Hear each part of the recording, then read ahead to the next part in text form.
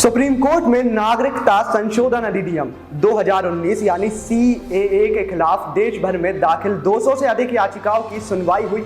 Supreme court ने फिलहाल CAA पर किसी भी तरह की रोक लगाने से इनकार कर दिया है। कोर्ट ने केंद्र सरकार को 8 अप्रैल का समय दिया है। 8 अप्रैल को जवाब देने का निर्देश दिया है। सुनवाई के दौरान सीजेआई ने केंद्र सरकार से पूछा कि नोटिफिकेशन पर रोक लगाने की मांग संबंधी याचिका पर जवाब देने के लिए कितना समय चाहिए, जिस पर केंद्र की ओर से 4 हफ्ते का समय मांगा गया। कोर्ट ने इसे ठीक नहीं समझा और केंद्र को 3 हफ्ते का समय दिया। मामले की अगली सुनवाई 9 अप्रैल को होगी। याचिकाकर्ताओं में एक और पेश हुए वकील कपिल सिब्बल ने केंद्र सरकार को 3 हफ्ते का समय देने का भी विरोध किया। उन्होंने कहा कि सीएए को लेकर 3 हफ्ते का समय बहुत बीत चुका है और अगर इन लोगों को एक बार नागरिकता मिल गई तो इन्हें वापस करना मुश्किल होगा।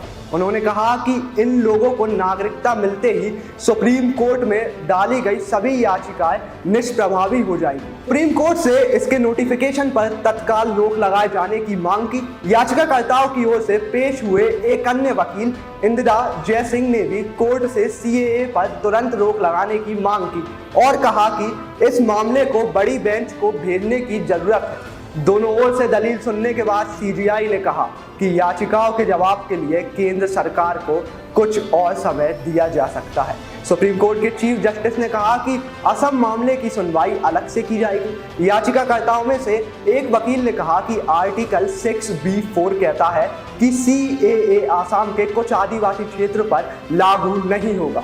यही नहीं, मेघालय, त्रिपुरा, मिजोरम पूरी तरह से इससे बाहर है। याचिका की सुनवाई के दौरान कपिल सिब्बल ने कहा कि संवैधानिकता के मुद्दे गंभीर है। वहीं प्रवासियों की ओर से पेश वकील रंजीत कुमार ने पूछा कि उनको वोट देने का अधिकार है या नहीं।